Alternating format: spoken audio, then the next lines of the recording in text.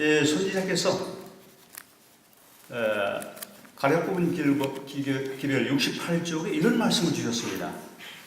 7가지 요것만 우리가 해결하면 예수님을 바로 모실 수 있다는 것이죠. 이런 말씀이 한 7군데에 있어요. 뭐 전도법 677쪽이라든지 시대의 소망 633쪽, 대쟁도 540쪽, 뭐 이런 여러 곳에 같은 말씀이 있어요. 만일 재림 신도들이 1844년 큰 실망 뒤에 첫 번째 셋째 천사의 기별을 받아들이고 이렇게 했어요. 이 말은 받았다는 거예요, 안 받았다는 거예요? 뭐 부분적으로는 수용해서 일했겠지만 전적으로 그 일을 추진하지 못했다는 것입니다. 셋째 천사의 기별을 받아들이고 저의 믿음을 지키고 그랬어요. 믿음이 아주 중요합니다. 우리의 완전은 그리스도의 의가 완전하기 때문에 문제가 하나도 없습니다. 문제는 우리 편에 있다는 사실이죠. 우리 믿음을 지키고 그 다음에 성령의 능력으로 아주 중요한 키포인트입니다. 그 다음에 섭리를 따라 열리는 길이 열리는 대로 그 받아들이고 시대의 빛들이 계속 밝혀온다는 것입니다. 그 기별을 어떤 기별이죠? 셋째 천사의 기별. 어디에다? 우리가 선별적으로 몇 사람을 찾아서 교회에 들어오는 이것뿐만 아니라 이 양육사업뿐만 아니라 온 세상에 이렇게 했어요. 모든 사람에게 다른 것을 그렇게 말했어요.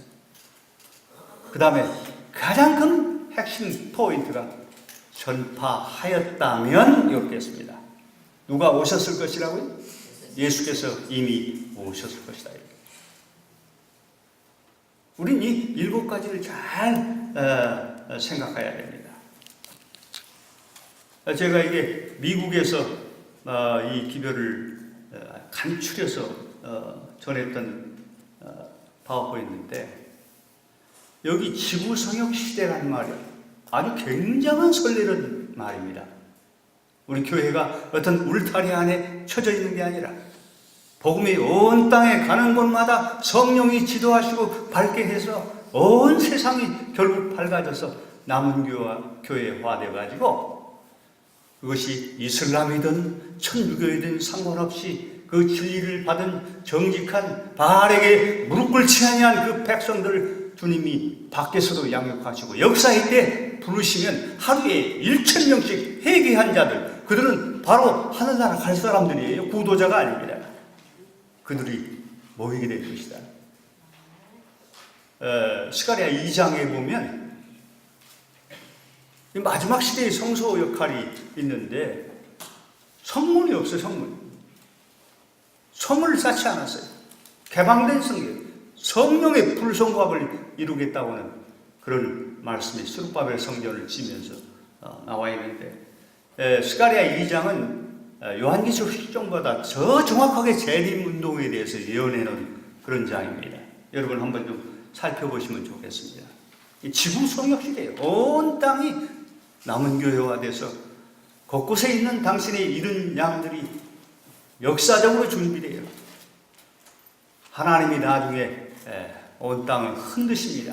그런데 초기 문집을 보면 그 흔들림은 사단의 흔들림이 아니고 하나님의 음성을 내려보내기 위해서 땅을 흔드신다고 했어요. 그런 역사를 통해서 결국은 백성들이 두 길을 보게 될 것입니다. 그 선택에 의해서 결국은 큰 해침이 일어나게 되고 바벨론은 무너지는데 왜 무너지냐면 진리의 백성이 그곳에서 나오기 때문에 바벨론은 무너져 버리는 것입니다. 그리고 우리 주님이 재림하시는 역사가 있게 되겠죠. 자, 같이 한번 이 로마서 13장 11절 12절 잘하는 말씀인데 또한 시작.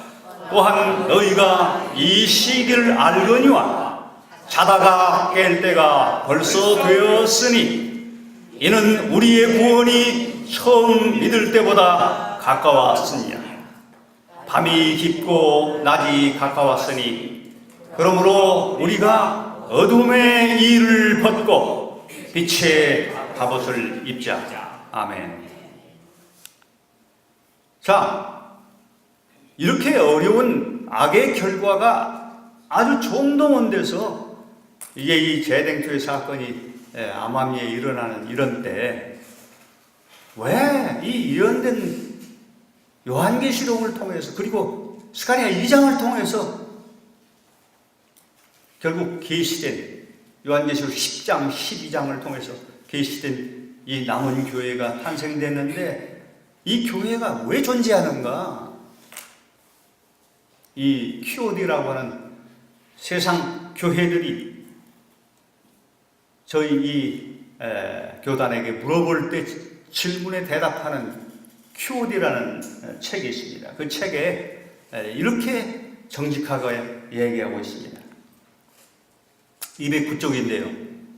재림교회는 조직의 가치를 부정하지 않지만 완전한 교회란 어떤 특정 조직 내에 있는 전체가 아니다. 얼마나 정직합니까? 그 권위는 성경 말씀에서 오며 그리스도 자신이 머리인 보편적인 교회이며 이 가톨릭이 사실은 남은 교회예요. 이 보편적인 교회예요. 재림교회는 하나님의 계명과 예수 믿음을 지키도록 그 빛을 무하도록 세상에 선포하도록 불러낸 분이다. 이게 남은 교회가 있는 분명한 목적이에요. 흩어진 양무리를 불러내는 것이다. 아멘. 이 교회를 이 남은 무리를 그렇게 분류합니다. 우리 교회의 신학자들이요. 남은 교회가 두 개가 있다고 그러죠. 하나는 보이고 하나 가견적인 교회, 하나는 보이지 않습니다. 근데 보이는 남은 교회가 어떤 교회일까요? 우리 장로님. 제7일 안식일 예수 재림교회다 하면 얼마나 좋겠습니까? 그렇게 얘기하지 않았습니다. 보이지 않는 교회는 세상에 다 있다는 것입니다. 하나님의 백성. 그런데 이 보이는 교회는 한 가지 조건을 완성해야 되는데 아직 계속 개혁 중에 있다 이렇게 얘기했어요. 이 보이는 교회는 뭐 하고 있다고요? 완성된 게 아니라 개혁 중에 있다. 그런데 이 한 가지 조건을 완성해야 되는데 뭘까요? 온 세상의 셋째 천사의 기도를 전파함으로써 완성된다 이렇게 해놨어요. 아멘 아닙니까? 참 이런 면에서 우리 교회는 참 멋진 교회예요. 내 교회가 진리라고 얘기하지 않냐고. 하나님의 세우신 남은 무리의 사명을 완수함으로써 완성되는 교회라고 말하고 있는 것입니다. 그러니 우리 이 사명이 얼마나 중요합니까? 여기 이 사도행전 9쪽에 우리 잘 아는 교회는 사람을 구원하기 위해서 하나님께서 세우신 기관이다. 교회는 봉사를 위해서 조직되었으므로 그 사명은 온 세상에 어디에? 우리가 몇몇 사람이 선택해서 기별을 전하는 게 아니라 온 세상에 복음을 전하는 것이다. 제가 이 시간이 있으면 밖에서 이렇게 전도하는 교회에 만들려고 하는 그런 무리가 아니고요. 복음만 전하면 세상이 끝난다고 하는 사람들 여러 사람 만나는데 좀 얘기할 수 있는 시간이 있을는지 모르겠습니다. 놀라운 일들을 하고 계시더라고요. 자, 이 선교 패러다임이 왜 변화가 필요한가? 뭐 크게 세 가지가 있습니다. 선지자께서 분명하게 이제 뒤에 자막을 보시면 아시지만 여러 곳에 말씀하셨어요. 현대 진리입니다. 두 번째는 이 사단의 불법 강신술을 타파하고 자유의지를 선택할 수 있도록 직접 성령이 역사하는 시대를 열기 때문에 그렇고, 이런 이 선교 환경의 변화에 대해서 신속하게 세상을 끝낼 수 있는 비밀이 진리가 그 일을 한다는 것입니다. 그래서 우리가 이 진리 전파가 얼마나 중요한지 그런데 재림교회가 요즘은 조금 늘었다고 소리를 들었는데 한 1800만이라고 해요. 뭐 굉장한 것 같이 생각하는데 세계 인구가 72억이 넘었습니다. 그럼 이 복음을 우리가 얼마나 전했는가? 그러면 이 재림교회가 셋째 천사의 기별에 대해서 다 아는가? 그리고 이 1800만이 안교 출석생을 보니까 참 너무 답답하더라고요. 이거 우리 좀 발표하기가 부끄러울 정도로 20만이 넘는다고 하는데 실제 안교 출석생 수를 그 재림마을에 보니까 뭐 5만 7천인가? 그런데 이 재림교회 출석생 중에서 이 셋째 천사의 기별을 받아들이고 이해하는 사람이 얼마나 될까 생각해보면 참 답답하다. 그런데 다 100% 이렇게 쳐서 1800만이라도 0.4%, 99.6%는 물론 뭐 암암리에 이 기별을 받은 사람들이 있겠지만, 그런데 거기에다가 1년에 인구 증가율이 6천만 명이에요. 우리가 지금 하는 식으로 이렇게 해서 세상을 온 땅에 복음을 줄 수 있는 일을 할 수 있을 것인가? 이렇게 생각하면 얼마나 선지자께서 이 시대에 모든 것을 다 아시고 승리의 비밀을 우리에게 안구처럼 이렇게 주셨는지를 알 수 있다는 거죠. 자, 이 역사적인 늦은 뒤로 알곡이 여무는 이 재림의 시기가 언제인가? 이 시기를 정하는 일이 없으면 안 된다고 하는 말씀입니다. 아까 우리는 이 시기를 알거니와 했잖아요. 하나님이 오실 날짜는 기회주의적으로 우리 죽음과 같이 감춰두셨지만 남은 백성은 이 시기를 다 압니다. 요셉이 7년 뒤에 뭐가 있을 걸 알았죠? 요나가 알고 기별을 갔습니까? 모세도 알았어요? 다 알았어요. 침유한도 정말 6개월 전에 나와서 자기의 사명을 다해서 생명의 기별을 졌는데 그 기별에 의해서 영원한 운명이 갈라져 버렸어요. 성경적인 답은 마태복음 24장 14절. 이 모든 이 천국 복음이 온 세상에 증거되기 위하여 전파되리니 했어요. 되리니 그때야 끝이 온다. 이렇게. 여기 이 초기문집 74쪽인데요. 75쪽인지 4쪽인지. 그러나 셋째 천사의 기별은 시기보다 훨씬 강한 힘을 이 일을 하면서 시기가 열린단 말이에요. 그 기별 자체의 기초, 그 기별이 셋째 천사의 기별 자체가 대군 미가엘 예수 그리스도예요. 서 있으므로 시기가 강하게 할 필요가 없었다. 그리고 그것은 강한 능력으로 전파될 것이며 그의 사명을 이루고 예정보다 빨리 예수님이 갑자기 덫같이 잉태된 여인에게 해산의 고통이 생각지 않은데 이게 그냥 하신 소리가 아니란 말이에요. 이 이유가 뒤에 다 나옵니다. 왜 갑자기 생각지 않은데 그냥 아직 멀은 것 같은데 성령의 지도를 받지 못하는 사람이 그저 이 마지막을 맞게 되는지가 다 예언의 신에 나와 있습니다. 그분은 온 세계가 다 회개할 것이라고 하지 않으시고 복음이 온 세상에 전파되리니 그제야 끝이 오리라고 말씀하셨다. 온 세상에 복음을 전함으로 주의 강림을 촉진시킬 능력이 우리에게 있다.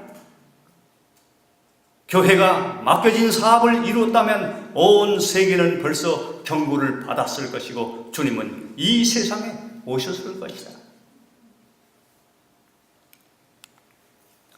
자, 이 실물 교훈에도 같은 말씀이 있습니다. 주 예수 그리스도의 재림을 바라는 것뿐만 아니라 그것을 촉진시키는 것이 그리스도의 특권이다. 시기는 우리 마음대로 만든단 말이에요. 기별을 가지고 우리 세상에 나가면 그때부터 역사가, 성령의 역사가. 자, 세상에 복음을 뿌렸는데 누가 그걸 가르칠까요? 그렇게 해서 역사가 순식간에 예언된 그 사건을 성취시킨다는 것입니다. 자, 그러면 왜 이 복음 사역이 회개한 죄인들에게 맡겨져서 놀라운 역사를 이루도록 그렇게 허락했는데, 이 세 천사가 신속하게 날개를 달고 세상을 향해서 복음을 전하는 인간을 상징하지 않습니까? 그런데 왜 성령이 직접 이 주관적으로 이 일을 주도하는 늦은 비의 시대가 예고되는가? 이유가 다 있어요. 이게 강신술 때문이에요. 이 강신술이라는 것은 사람이 이 자유의지를 이용해서 선택을 하지 못하도록, 이 재림교의 진리를 이단으로 딱 가두는 거, 이게 전부 강신술이에요. 인간이 만들어 놓은 거예요. 그래서 복음을 받지 못하도록 수많은 이설들이 만들어지고, 거짓 증인들, 거짓 선지자들이 나와서 일하는 이런 것, 편견, 미신, 이런 것들이 전부 다 강신술이에요. 자, 보겠습니다. 자유의지를 가로막는 이 불법의 비밀이, 사단은 2300주의 예언 가운데 1798년으로 역사가 끝났어요. 그런데 이 불법을 저질렀다는 것입니다. 자, 수천 종파의 한 진리가 분파로 나눠져 버렸습니다. 어디가 진리인지 다 옳다고 하는데 어떻게 합니까? 적그리스도가, 그 다음에 영원불멸설이라고 하는 이 무서운 신학인데요. 이게 사단이 에덴에서부터 결코 죽지 아니하리라고 한, 이게 튀어나온, 이것이 온 세상을 잡고 있기 때문에 생활 따로 신앙 따로 이렇게 되는 역사도 남은 교회에 되는 것입니다. 이 미신, 체면술, 진리를 이단 속에 가두고 이설, 사이비, 상황윤리, 신신앙, 배타적인 교파주의, 배교, 영적 이기심, 인본주의, 철학, 기관의 엔트로피즘, 부도지죠. 처음에 그런 목적이 다 훼손돼서 자체 생산하기도 어려운 그런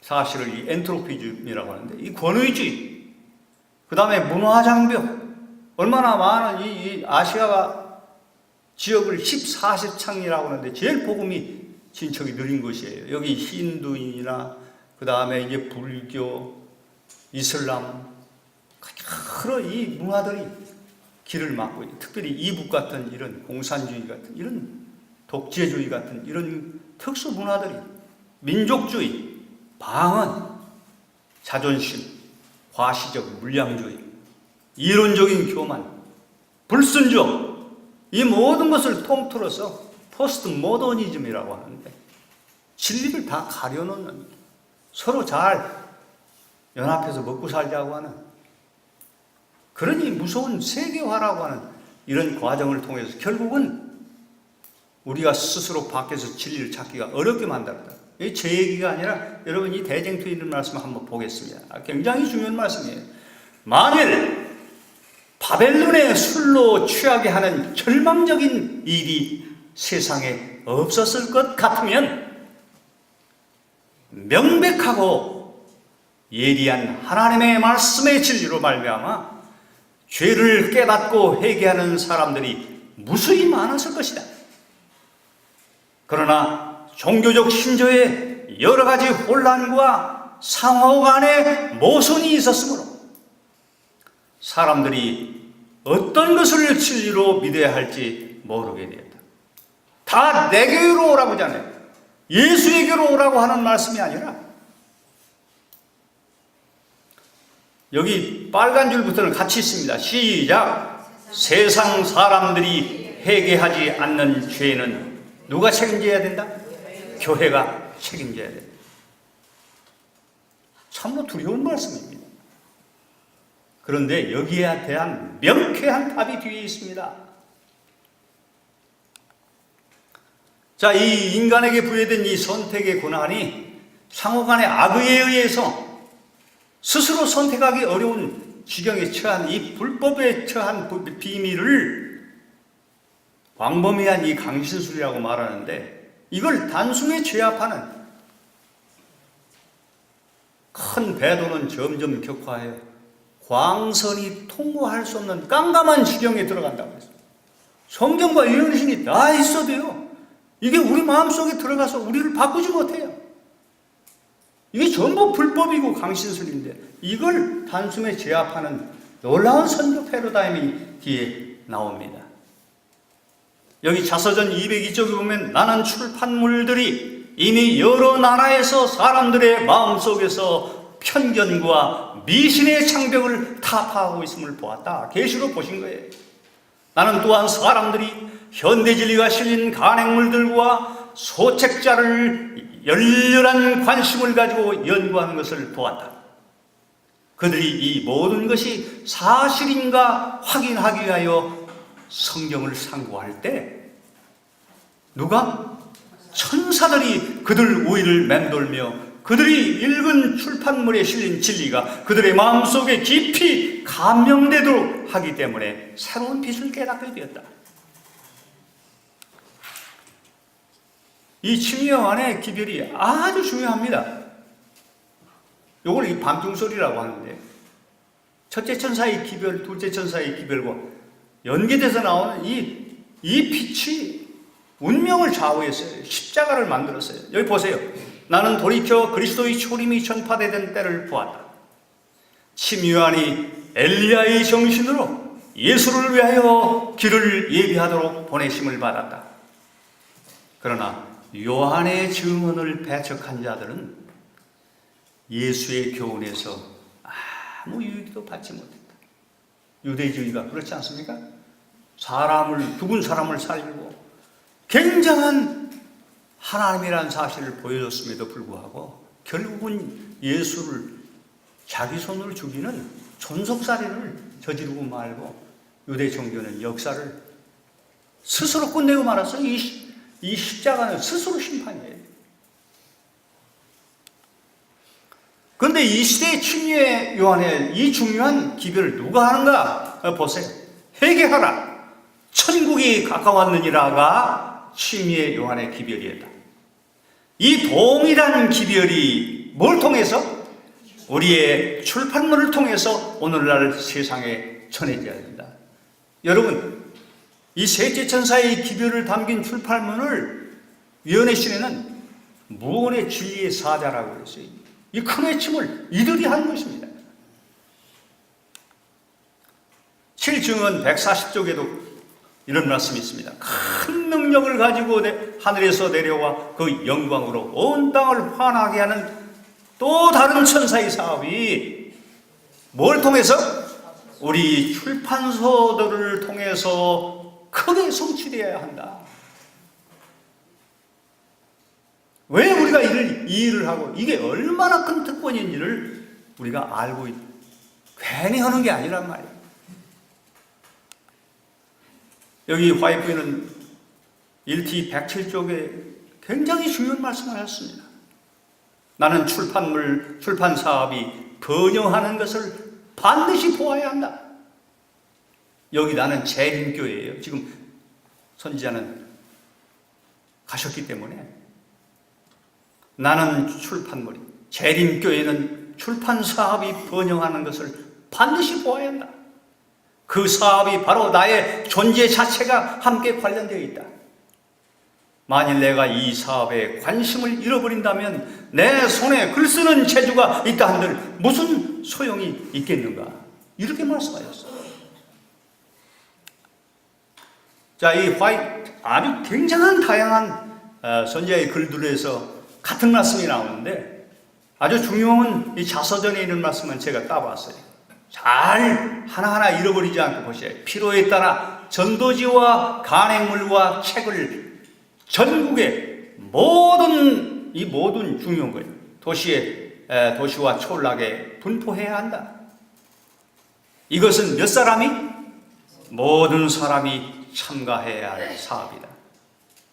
심지어 예언의 신에 보면요, 들어갈 수 없는 것은 우편으로 우송하라는 말까지 나오고요, 언제든지 가지고 다니라는 거예요. 나는 은사가 따로 있으니까 이 사업 받는다고, 그게 아니에요.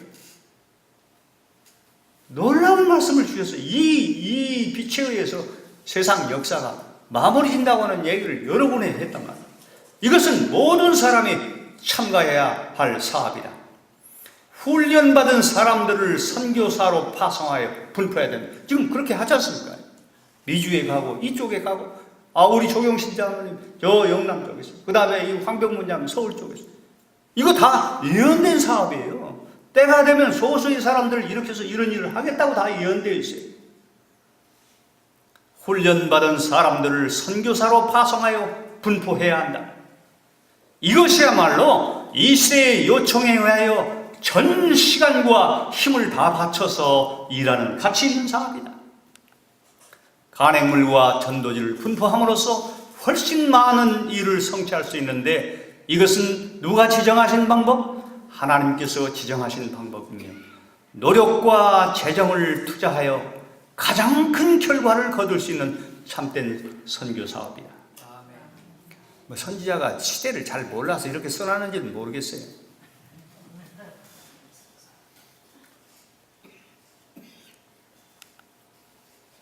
자, 이게 몇 가지만 얘기하고 마치겠습니다. 이 셋째 천사의 기별을 파종하는 데 문제예요. 갖다 전해주는 게 문제란 말이에요. 그게 역사를 좌우할 거예요. 늦은 비가 곧바로 시작된다 했어요. 그리고 이 늦은 비는 묶여진 기별, 완전히 누구든지 예수님에 대해서 복음을 받을 수 있는 간단한 이 기별을 소책자에 담으라고 이렇게 다 얘기를 해놨어요. 여기 리비앤드 헤럴드 1892년 11월 22일자에 그리스도의 의 곧 죄를 사하시는 셋째 천사의 기별이 그의 영광으로 땅을 환하게 할 천사의 빛의 시작이다. 그 다음에 8T 118쪽은 셋째 천사의 큰 외침이 늦은 비의 증거이고, 늦은 비가 오는 이유는 이 셋째 천사의 큰 외침의 선포를 위해서 주신다는 것입니다. 결코 이 일을 하지 않으면 성령을 받을 수 없다고 하는 것이 여러 곳에 들어있어요. 오순절에는 우리가 기다려서 받았지만 이미 오신 성령을 우리는 예언에 따라 역사하면 성령이 다 그 일을 이루신다고 약속하셨단 말이에요. 그래서 이 시대에는 요나 전도의 패러다임, 그 다음에 이제 믿음의 좋은 시를 선포하는 여리고 함락 전술이, 기별을 앞세워 우리가 말씀을 순종하면서 세상의 여리고를 도는 그 일이 참 중요하다는 것입니다. 두 번째로, 이 기별 전파는 성령이 바로 역사하시고 예수님이 친히 이루시는, 그때 내 민족을 호위하는 대군 미가엘이 일어날 것이요, 친히 이루시는 죄를 도말하여서 인치시는 이 지성소의 추수사업이에요. 지성소 사업과 추수사업은 같다고 다 얘기해놨어요. 이제. 특별히 이 마지막 추수사업은 심으면서 휘어진 알곡들이 거둬진다고 얘기했어요. 이 진차사 교회가 지금 100여 명이 지나갔어요. 그 다음에 이 진리의 햇불 선교회 얼마 안 됐는데 제가 김대성 목사님한테 전화를 해보니까 40명 이상 재발로 왔다는 거예요. 놀라운 일 아닙니까? 진리의 사자들이 다 가르치고 준비시키는데 들어오는 게 문제가 아니라 밖에 구름대 같은 사람이 지금 준비되고 있다는 사실을 생각하면서 우리가 좁은 그런 생각을 이제는 버리고 하나님께서 선지자를 통해서 말씀하는 것을 순종해야 됩니까? 안 됩니까? 순종해야 된다. 그것이 곧 그리스도와 신부가 되는 환란을 뛰어넘는 놀라운 티켓이 그 가운데 다 준비되고, 그 역사의 중간에 그렇게 안 되던 우리가 변화되는 새롭게 한 프로그램이 다 들어있단 말이에요.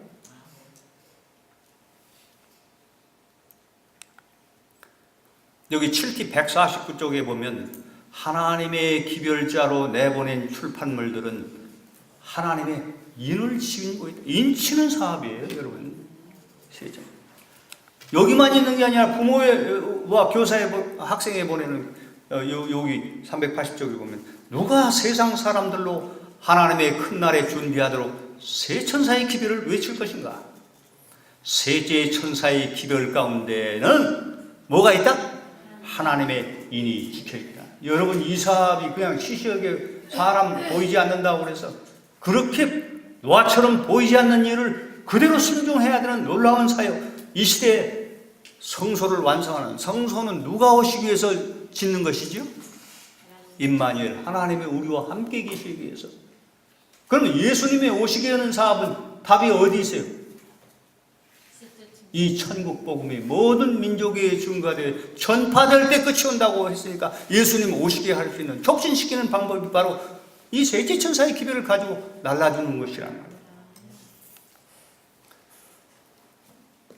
말이에요. 특별히 인터넷 선교 이런 거 아주 중요합니다. 그러나 이건 주관적이지 못하고 원하고 희어진 사람들이 스스로 찾는 건데 그렇게 이게 주관적인 이게 아니에요. 그리고 역사의 때는 이런 인간이 만든 기기는 아무 소용이 없다고 했어요. 그때 안방에서 진리의 사자들이 외친다고 얘기했어요. 지금 1800만 세대를 방문했는데 그게 거리에 돌아다니는 게 없잖아요. 어디로 다 들어갔더라고요. 안방에 들어가 있어요. 동성연애는 가정을 파괴시키는데 가정으로 복음이 들어가서 누구를 통해서 역사되든지 성령을 통해서 가정을 회복하는 사업이에요. 말라기서에 부모의 마음을 자녀에게로 그 역사가 진행되는 사업이 함께 이루어지고 있는 것입니다. 늦은 비에 소나기에 젖을 때 모든 인간의 발명품들과 인간적인 기구들이 전기 하나만 없어도 때때로 쓸어버림을 당하게 될 것이며 인간적인 위력의 한계선은 마치 부러진 갈대처럼 되어버리고 성령께서 생동력 있는 인간 대리자를 통해서 확신적인 권능으로 말씀하실 것이다. 이게 쭉 앞뒤를 읽어보면 문서 선교 얘기. 자, 이 인치는 사업을 어떻게 해야 되는가? 우리가 아파트 가고 싶은데 이렇게 가고 맨날 전도할 때마다 꼭 교회 앞에만 내 동네 앞에만 왔다 갔다 하는 거야. 절대 아니에요. 방법을 잘 챙겨야 돼. 여기 아주 그대로 다 해놨어요. 이 밑에 여기를 보세요. 여기 이 자서전 쫙 있는 게 이게 그대로 제가 적어놨는데 모든 사람들이 복음을 받도록, 왜냐하면 누구든지 구원받을 기회를 주어야 될 거 아닙니까? 어떠든지 이 조사심판, 재림전 심판은 건 내 새끼로 옹호하려고 하는 그런 역사인데 복음이 없는데 어떻게 그들이 선택하느냐 이 말이에요. 모든 사람이 복음을 받도록 외딴 시골과 섬지역 이렇게 다 요게 글자가 그대로 있어요. 찾아보시면 대도시와 특수문화권, 큰 길과 새 길 하도 그렇게 안 오니까 외진 구석까지 빠짐없이 샅샅이라는 말이 다 있어요. 전해야 한다 이렇게 다 돼 있다니까. 특별히 못 들어가게 하는 데는 우편으로 보내라고 하는 말씀까지 있어요. 얼마나 하나님께서 모든 사람에게 구원의 혜택을 주기 위해서 할 수 있는 일을 보면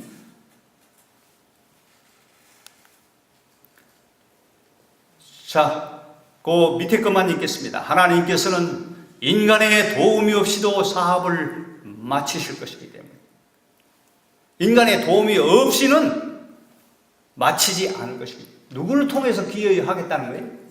벌써 끝날 뻔하는데 예수님이 고집을 피우고 있어요. 우리 장로님 통해서 기여하겠다는 거예요. 그래야 신부가 되고 결국은 데리고 하늘나라 가니까 당신의 능력과 품성까지 다 양보해 주니까 오라는 거예요. 이거 우리가 의문 있게 하는 그런 게 아니에요. 자, 이 셋째 천사의 기별 전파는 뭐라고요? 조사 심판의 그토록 이 성소 기별의 핵심이 조사 심판 아닙니까? 마지막 주님께서 중보로 내 자녀를 만들려고 기회를 주시는 옹호 심판이에요. 이건 잘라내는 심판이 아니라 어떻게든지 기회를 주려는 이 조사 심판의 원인 행위라고 했습니다. 마태복음 22장이 잘 나와 있죠. 사거리 가서 그죠? 선한 자나 악한 자나 다 내 집을 채우라고 하는 이 놀라운 역사가 바로 우리에게 지금 주어져 있단 말이에요. 여기 SW 1902년에 보면 사람들에게 말 없는 진리의 사자를 보내는 사업이라고 했어요. 이 문선상에. 우리가 일하지 않아도 전부 이 진리가 성령을 통해서 천사가 감동을 줘서 이 역사를 이루고 있다는 사실을 생각하고 우리 눈에 교회에 몇 명 들어오는 거 여기다 우리가 신경 쓸 때가 아니란 말이에요. 복음을 전해야 돼요. 아멘 하시기 바랍니다. 네. 복음을 전해야 돼요. 여기 1기별 118절 같이 읽습니다. 시작. 거룩한 능력이 인간의 노력과 연합하게 될 때에 사업은 마치 집던불에 불이 번지는 것처럼 그런 속도로 확대될 것이다. 하나님께서는 인간이 식별할 수 없는 매개물들을 부리실 것이며 분명히 얘기했죠. 인간이 하나님의 주장에 호응하기를 거부하지 않았던들 성취할 수 있었던 축복을 누렸을 그런 사업을 이제는 누가 할 것이다? 천사들이. 왜 갑자기 재림이 온다고요? 때가 되면 사람이 해야 될 그 특권을 천사들을 통해서 순식간에 다 끝내겠다는 거예요. 그런데 그 증언보감에 보면 구원받은 자들이 그 특권을 잃어버린 것 때문에 영원한 세대를 두고 후회할 것이다 이렇게 해놨어요. 셋째 천사의 기별 전파는 믿음으로 말미암는 의가 되는 현장이다. 왜 그렇습니까? 누구와 함께 다니니까? 그분이 우리 안에서 일하시니까. 추상적인 개념이 아니야. 믿음으로 말미암는 의는 예수 그리스도 우리의 의가 우리 안에서 이루어지고 내가 할 수 없는 일을 모든 능력을 가지고 우리를 조력하시는 대군 미가엘이 이 셋째 천사의 사업 핵심이란 말이에요. 그리스도의 의가 되는 현장이다. 해야 되는지 안 해야 되는지 그건 여러분 마음대로 하세요. 셋째 천사의 기별 전파는 하나님이 정하신 그리스도의 성소가 되는 모아의 성결을 향한 경건의 훈련에서 그리스도와 같은 품성을 양도하시는 재창조의 현장이다. 아멘. 그토록 안 되던 이것 때문에 이 죄가 끝나지 않는데 결국은 역사가 여기 일어난다는 거예요. 그래서 이걸 하라는 거예요. 자, 보세요. 시대의 소망 142쪽. 하나님께서는 우리의 도움이 없이도 죄인을 구원하시는 당신의 목적을 이루실 수 있으셨다. 그러나 그리스도의 품성과 같은 품성을 개발시키기 위해서 우리는 그의 사업을 분담해야 된다. 성경은 그리스도의 고난에 동참한 자들이 그리스도의 영광을 차지한다고 하는 말씀을 주셨죠. 같은 말씀이 또 있습니다. 실물 360절. 저희는 하늘나라에서 사업에 참여할 특권을 갖게 될 것인데 어디에서? 하늘나라에서. 그냥 구원받는 게 문제가 아니에요. 우리 운명이 여기서 결정된다. 이는 저희가 이 세상에서 주의 사업에 참가함으로써 하늘에서 일할 자격을 얻었기 때문이다. 몇 골을 차지하고 10골을 차지하는 문화 얘기가 다 나오죠. 우리가 천국에서 어떠할 것이냐가 우리가 현재 이 세상에서 어떠한 품성을 가지고 있으며 어떠한 태도로 봉사에 참여했느냐를 반사해 줄 것이다. 여기 이 땅에서 결정된다는 거예요. 품성, 우리가 아무리 노력해봐야 최고로 올라갈 수 있는 게 니고데모까지 올라갈 수 있어요. 굉장하죠. 인간들이 존경하고. 그런데 예수님 앞에서는 그거 안 돼요. 누구 걸 받아야 돼? 예수 그리스도. 그의 신부가 돼야 돼요. 이게 혼인잔치, 이 마지막 추수 사업 속에, 지성소의 사업 속에 다 들어있는 사업이란 말이에요. 같이 읽습니다. 시작. 죽는다는 것은 엄숙한 일이다. 그러나 산다는 것은 더욱 엄숙한 일이다. 우리의 생의 모든 생각과 말과 행동은 우리에게 다시 나타날 것이다. 은혜의 시기 동안에 우리가 이루어놓은 것은 무엇이나 영원히 남게 된다. 그리스도의 재림은 우리의 품성을 변화시키지 않는다. 그것은 오로지 품성을 영원히 변하지 못하도록 고정시킬 뿐이다. 그 이전에 우리가 해야 된단 말이에요. 재림, 그때 호련이 변화되는 것은 썩을 육체가 변화되고 죄의 영향 가운데 소실될 우리의 몸이 빛의 날개로 변화되는 것이지 우리 품성은 지금 바꿔야 된다는 거예요. 이 기별 전파는 성령으로 새롭게 함을 받는 늦은 비의 추수 현장이다. 이게 굉장히 이 말씀 보고 제가 이걸 하게 됐어요. 야, 나도 한번 자아가 좀 무너지고 내 안에 그 보배인 그리스도를 좀 담아야 되겠다. 그런 욕심이. 전도하지 않는 사람은 늦은 비를 인식하지 못할 것이다. 진리를 아는 사람이라면 단순한 진리와 진리를 전도지와 소책자에 기록하여 가을 낙엽처럼 뿌려야 된다. 한 번도 지금 세상에 안 전했는데 가을 낙엽처럼 얼마나 모든 백성에게 기회를 주고 내 백성 만들려고는 주님의 사랑이 이 속에 들어있습니다. 저는 이 가을 낙엽 소리를 들으면 가슴이 막 뛴다니까요. 이 사업이 우주를 향한 이 삼중 부르심이 뭔지를 얘기해야 되는데 제가 시간이 없어요. 거의 10분밖에 안 남았네요. 우리가 선택할 수 있는 자율적인 평화의 시대밖에 없어요. 시련의 때부터는 전도는 계속되는데 아무나 하는 게 아니라는 거예요. 지금 여리고를 도는 사람을 통해서 시련의 때 성령이 권능과 능력을 줘서 경고 사업을 이룬다고 했고, 마지막 이 큰 해침의 시기 때 인침받고 늦은 비받은 구원이 확정된 이 남은 백성들이 그에게 입술에 큰 해침을 주시겠다고 했어요. 아무나 전도하는 거 아니에요. 지금 전도하라고 이렇게 버려두고 기록하시는 때라고 했어요. 이 평화의 때를 버려두고 기록하시는 때. 이때 정확한 싹을 다 볼 수 있다니까.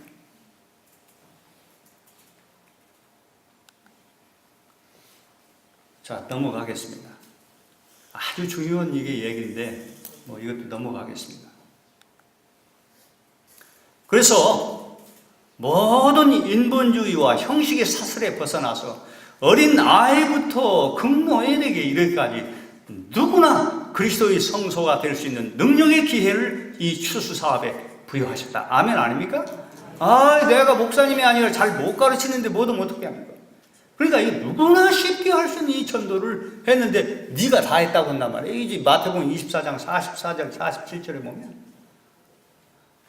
이 큰 비밀은 빛으로 전진하는 순종을 통해서 성령을 교사로 채용할 수 있으며 예비적 후사로서 천사를 부르게 된다. 히브리 4장 14절인가 보면 천사는 구원 얻을 후사를 섬기라고 보냈다고 얘기했어요.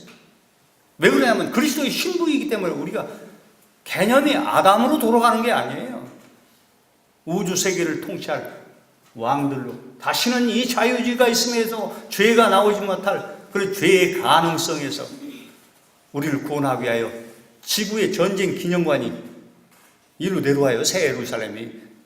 그리고 하나님이 우리와 함께 계셔요. 지구의 우주의 수도가 이 세상에 내려오기 때문에 이 고통스러운 죄악의 세상을 6,000년 동안 보고 그걸 가진 백성들이, 그래서 우리는 취집장가를 안 갑니다. 그렇게 되면 그 사람들은 그게 없게 돼요. 이 죄를 아는 일에 하나님과 같이 경험한 이 백성들이 영원히 세상을 다스리게 되는 놀라운 역사. 그래서 결국은 대부분 미가엘의 여인으로서 재창조 사역의 동반자로서 결국 예수에 관한 모든 것을 이 추수장에서 양도받아서 알곡으로 그리스도의 곳간에 들여지는 이 땅에서의 마지막 신부수업. 저는 신의 창작지라고 해서 이 추수사업. 우주 대왕들을 만드는 로얄제를 먹여가지고 이 그리스도의 고난에 동참해가지고 여왕벌들을 만드는 장소가 바로 이곳이란 말이에요. 그래서 이 결국 예수에 관한 모든 것을 추수장에서 양도받아서 알곡으로 그리스도의 곳간에 들여지는 이 땅에서의 마지막 신부수업이다. 그리스도의 고난에 동참으로 자격을 얻은 영광스러운 14만 4천의 군대라고 하는 사실.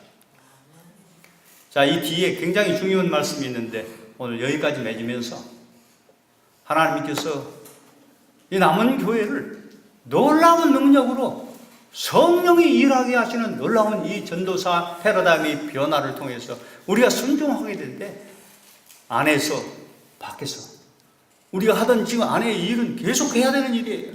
우리의 은사들 계속 중요한 일이에요. 그러나 하나님께 주신 새 빛에 우리가 밝혀져서 이 놀라운 역사를 함께 이룸으로 말미암아 순식간에 세상을 재림을 촉진시키는 남은 무리가 될 뿐만 아니라 그리스도의 신부들로서 두 환란을 이겨야 돼요.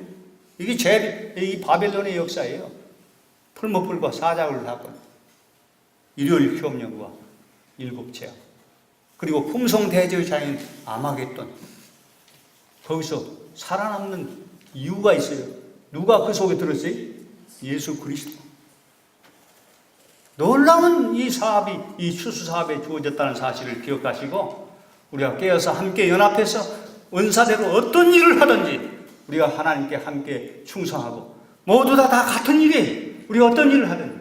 그러나 이 빛이 세상 밖으로 나가야 돼. 그걸 아웃리치라고 하는데 그렇게 해서 온 땅에 하나님의 이런 양들이 양육받는 놀라운 사업을 통해서 주님께서 함께 역사하신 이 큰 아침 때 바벨론에서 양들이 하나님께 모아져서 이제 재림하시는 영광의 주님을 맞는 그런 이 놀라운 역사에 우리가 함께 동참하는 남은 군대들이 되시길 간절히 바라면서 말씀을 드리겠습니다.